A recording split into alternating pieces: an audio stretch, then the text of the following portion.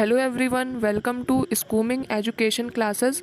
और एमएड के लिए रिसर्च फाइल यानी कि डिसर्टेशन फाइल बनाना सीख रहे थे हम लोग, जिसमें से 2 चैप्टर्स मैंने कंप्लीट करा दिए थे। अगर आपने नहीं देखी है वो वीडियो तो आप देख सकते हैं। आज 3rd चैप्टर स्टार्ट करने जा रहे हैं, जिसका नाम है रिसर्च डिज़ाइन, या इसी को हिंदी में कहेंगे शोध प्रारूप। टोटल 8 हेडिंग्स हैं। तो सबसे पहले है meaning and definition of research, यानी इसके अंतर्गत क्या आता है। रिसर्च यानी जो आप अनुसंधान कर रहे हैं, जो आप खोज कर रहे हैं, उसकी अर्थ और परिभाषा लिखनी होती है।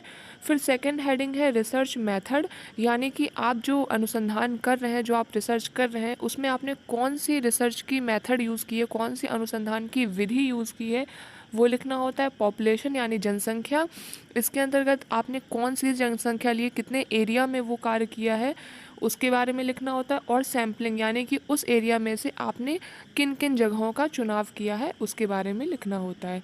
फिर है वेरिएबल। वेरिएबल के अंतर्गत आ जाता है चर, कितने प्रकार के चर होते हैं ये आपको बताना होगा। टूल्स, टूल्स में आपको उपकरण के बारे में बताना होगा, आपने कौन से उपकरण यूज़ किए। फिर डेटा कलेक्शन, यानी कि जो आंकड़े हैं वो आपने कहाँ से जो है कलेक्ट किए हैं, उसके बारे में। और लास्ट हेडिंग है स्टैटिस्टिक, यानी कि आपने जो भी सांख्यिकीय विधि यूज़ की है उसके बारे में लिखना होता है। तो ये टोटल 8 चैप्टर हैं आपके चैप्टर 3 में, 8 हेडिंग्स हैं सॉरी चैप्टर 3 में, और इन्हें 1 बाय 1 कंप्लीट करेंगे। तो सबसे पहले जो आपका हेडिंग है वो है meaning and definition of research, यानी कि अनुसंधान का अर्थ और परिभाषा। अब इसके अंतर्गत आपको क्या करना है, अनुसंधान का अर्थ लिखना है कि अनुसंधान किसे कहते हैं। अनुसंधान के बारे में आप बहुत ही अच्छी अच्छी बुक्स, आपको न जाने कितनी बुक्स मिल जाएंगी रिसर्च के ऊपर। इसके अलावा आप इंटरनेट पे सर्च कर सकते हैं, बहुत सारी थीसिस देख सकते हैं और उसको अपनी लैंग्वेज में करके आप अच्छे से लिख सकते हैं। तो लगभग आप इसको आधे पेज में लिख सकते हैं या उससे थोड़ा बहुत ज़्यादा, जैसा आपको ठीक लगता है। तो ये हो गया आपका अनुसंधान का अर्थ, आप लिख देंगे कि अनुसंधान किसे कहते हैं। ठीक है, इसके बाद आ जाते हैं 2-3 राइटर्स की आप परिभाषाएं लिख देंगे, क्या क्या परिभाषाएं होती हैं, ठीक है, जिनका बाद में रेफरेंस या संदर्भ देंगे, उसको मैं आगे बाद में बताऊंगी। तो अनुसंधान का अर्थ लिखना है आपको यहाँ पर और उसकी परिभाषा लिख देनी है। उसके बाद आप इसमें प्रकार लिख सकते हैं, अनुसंधान कितने प्रकार के होते हैं। जैसे कि ऐतिहासिक होता है यानी कि हिस्टोरिकल, और सर्वे रिसर्च होती है यानी कि सर्वेक्षण अनुसंधान, और प्रयोगात्मक अनुसंधान होता है यानी कि एक्सपेरिमेंट रिसर्च। 3 तरीके की बेसिकली रिसर्च होती हैं आपकी। हिस्टोरिकल के अंतर्गत आप बता देंगे हिस्टोरिकल रिसर्च किसे कहते हैं। तो हिस्टोरिकल में जो पुराने तथ्य होते हैं, जैसे कि टैगोर जी के दर्शन और महात्मा जी के दर्शन की अगर कंपैरेटिव स्टडी कर रहे हैं, तुलनात्मक अध्ययन कर रहे हैं दोनों ही फिलोसफर के जो है शैक्षिक दर्शन का, तो उसके बारे में अगर हम लिखते हैं या कुछ भी हिस्टोरिकल खोज करते हैं, जो तथ्य पहले हो चुके हैं, जिनको हम प्रयोग करके नहीं देख रहे हैं, जिनको हम अपनी आँखों से नहीं देख रहे हैं, वो सारे तथ्य किस में आ जाएंगे, हिस्टोरिकल में। उस तरह की जो रिसर्च है, रिसर्च टॉपिक है, वो किस में आ जाएंगे, हिस्टोरिकल रिसर्च के अंतर्गत या ऐतिहासिक रिसर्च के अंतर्गत आ जाते हैं।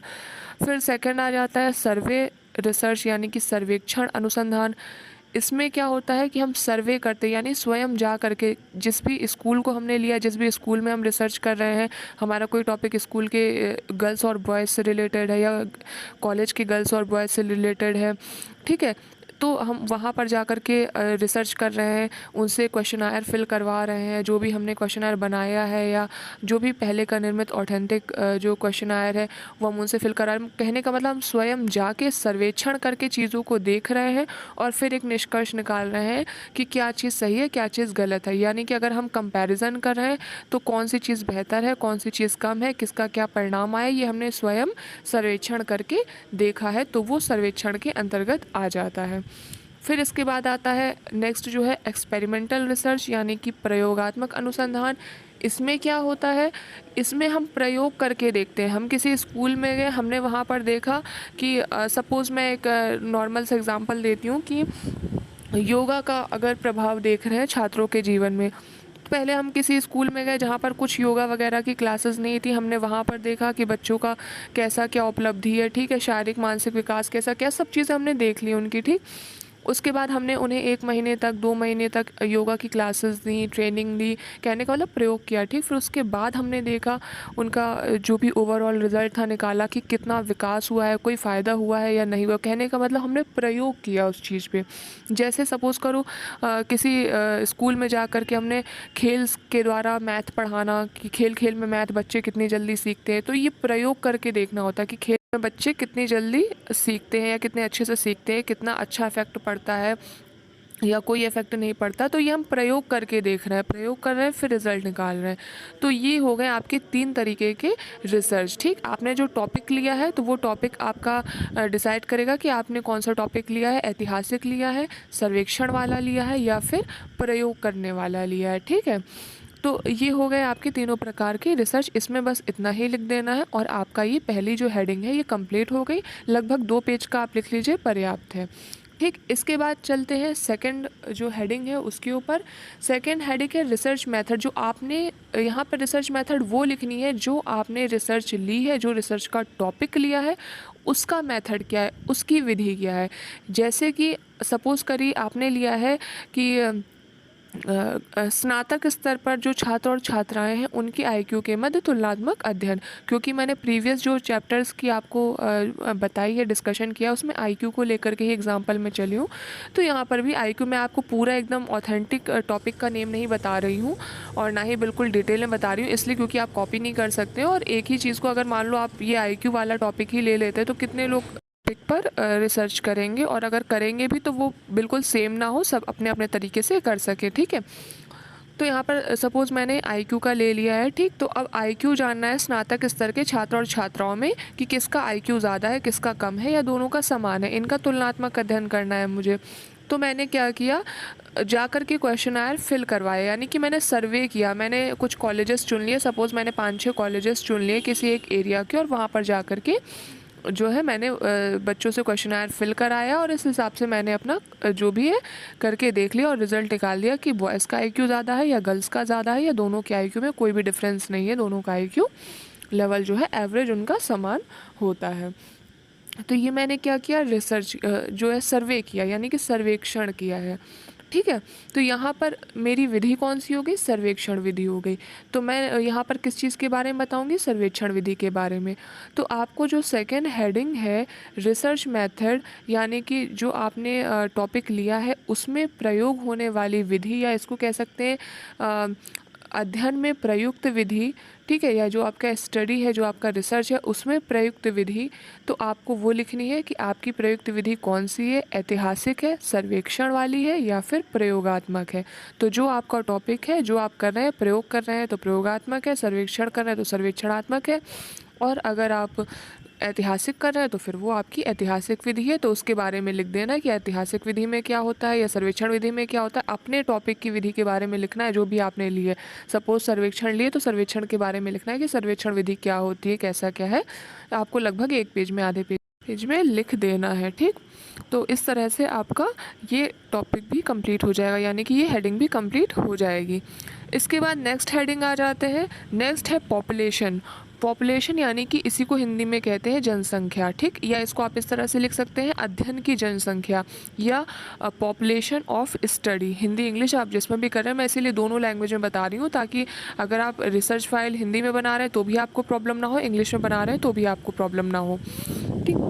अब जनसंख्या या पॉपुलेशन क्या होती है। पॉपुलेशन बेसिकली उस पूरे एरिया को कहते हैं जहाँ पर आप अपनी रिसर्च कर रहे हैं। सपोज़ आप अपनी रिसर्च किसी एक पूरे ज़िले में कर रहे हैं, ज़िले के अंतर्गत कर रहे हैं, ठीक।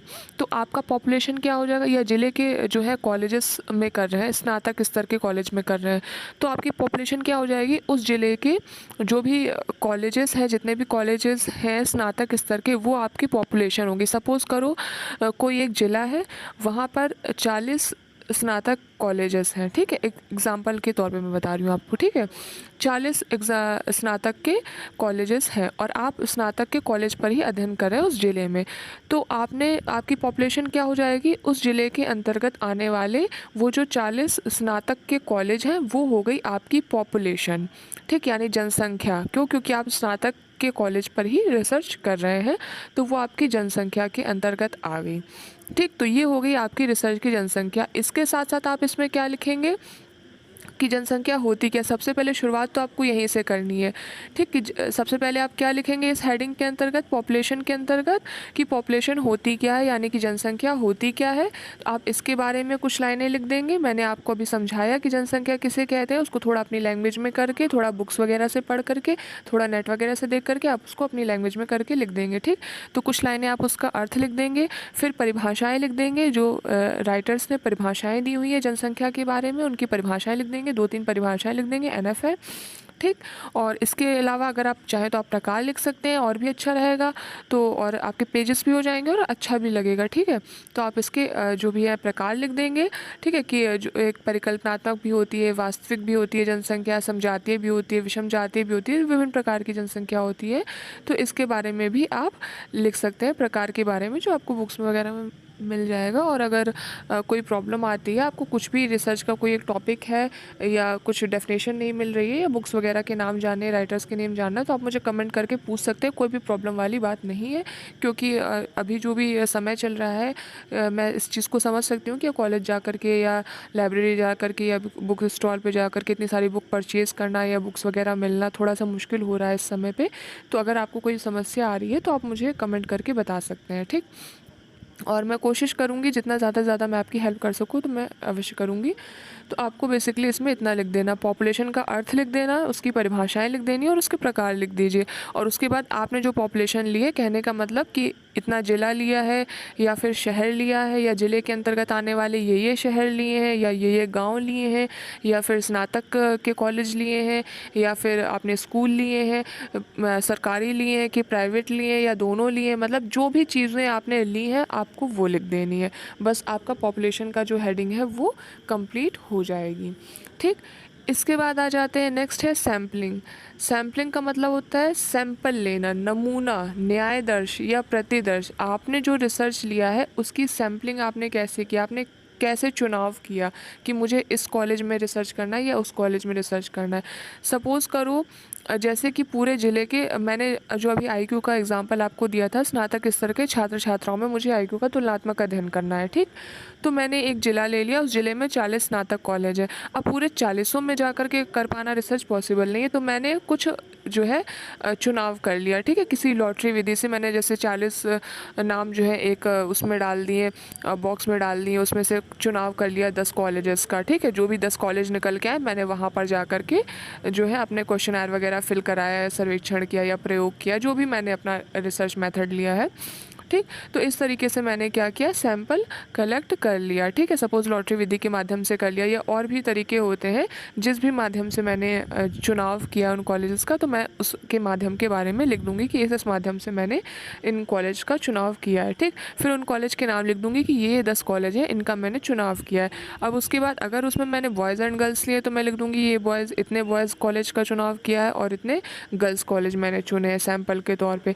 या प्राइवेट गवर्नमेंट में लिख दूँगी कि इतने प्राइवेट स्कूल का चुनाव किया, इतने गवर्नमेंट इतने प्राइवेट कॉलेज का चुनाव किया, इतने गवर्नमेंट कॉलेज का चुनाव किया है, ठीक है। तो इस तरीके से उनका चुनाव करना है। सैंपल को मैं बहुत ही ईजी मेथड में समझा रही हूँ, क्योंकि इससे ज़्यादा ईजी मेथड कोई नहीं है जो मैं अभी एग्जांपल देने वाली हूँ। जैसे एक सपोज़ करो आप कुकर में चावल पकाते हैं, ठीक।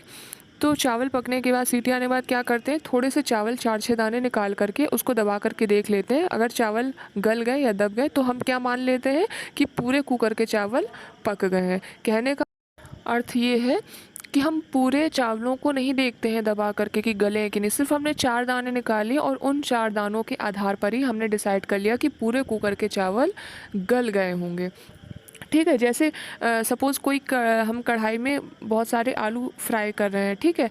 अब हमने फ्राई किया तो क्या किया, एक आलू निकाल लिया, उसको दबा के देख लिया, या 2-4 आलू निकाले, उसको दबा करके देख लिया कि वो गले हैं कि नहीं। अगर वो गल गए तो हम मान लेते हैं कि कढ़ाई में जितने भी आलू हैं वो पूरे गल गए होंगे, ठीक। तो इसी तरीके से अगर हमने क्या किया, पूरा ज़िला लिया, पूरे ज़िले के सारे ही कॉलेजेस में जो है सर्वे करना पॉसिबल नहीं था, तो हमने 10 कॉलेज ले लिए और उन 10 कॉलेज का जो रिज़ल्ट आया वही हमने मान लिया कि वो रिज़ल्ट सभी कॉलेजेस में अप्लाई होगा, या उस पूरे ज़िले में अप्लाई होगा, या उस पूरे ज़िले का वो रिज़ल्ट आएगा, ठीक है। हमने सैंपल के तौर पर जो लिया था, ठीक, उसके आधार पर हमने उस रिज़ल्ट को पूरे ही ज़िले में अप्लाई कर दिया, ठीक।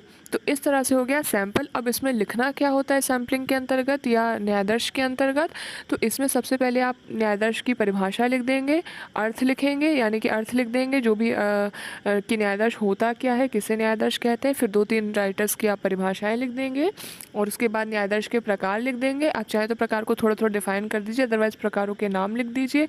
उसके बाद जो आपने सैम्पलिंग का तरीका चुना है, जैसे कि लॉटरी विधि चुनी है, तो आप उसको थोड़ा सा 2-4 लाइनों में बता दीजिए कि लॉटरी विधि में मतलब मैंने ऐसे ऐसे इन कॉलेजेस का चुनाव किया। ठीक। फिर उसके बाद आप अपना जो भी आपने सैंपल लिए हैं, जो भी कॉलेजेस लिए हैं, बॉयज़ लिए हैं, गर्ल्स लिए हैं, या प्राइवेट गवर्नमेंट लिए हैं, या गांव के कॉलेज लिए हैं, सिटी के कॉलेज लिए हैं, वो सब और कॉलेजेस के नाम वगैरह वो सब कुछ आप इसमें लिख देंगे। ये आपका सैम्पलिंग का कंप्लीट हो गया। ये भी मुश्किल से 2-2.5 पेज में आपका कंप्लीट आ जाता है। ठीक। तो आज ये 4 टॉपिक जो थे वो पूरे कंप्लीट कर लिए हैं। इनको थोड़ा सा एक शॉर्ट में 1 मिनट में जान ले।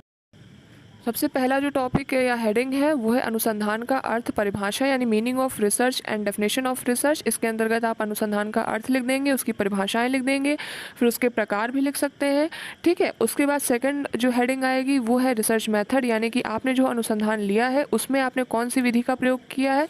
ऐतिहासिक विधि यानी कि हिस्टोरिकल यूज़ की है, या सर्वेक्षण किया है यानी कि सर्वे किया है, या फिर आपने कोई एक्सपेरिमेंट यानी कि प्रयोग किया है, तो उसके बारे में लिख देंगे। उसके बाद पॉपुलेशन आ जाएगा, यानी कि आपने जो अपना रिसर्च है वो आपने कितने एरिया में किया है, कि उस किस शहर के अंतर्गत किया है या एक ज़िले के अंतर्गत किया है, उसके बारे में लिख देंगे। उसके बाद आ जाता है सैंपल की, सैंपल के तौर पे आपने किन किन स्कूलों का चुनाव किया है या कॉलेजेस का चुनाव किया है, तो वो हो जाएगा आपका सैंपल। तो आज ये 4 टॉपिक कंप्लीट हो गए पार्ट 1 में। इसके बाद जो नेक्स्ट वीडियो आएगी पार्ट 2 में, उसमें बाकी के बचे हुए 4 टॉपिक भी मैं आपके कंप्लीट करवा दूँगी, और इस तरह से रिसर्च का जो 3rd चैप्टर है वो भी पूरा कंप्लीट हो जाएगा। तो चैनल को लाइक, शेयर और सब्सक्राइब कर लीजिए। Thanks for watching.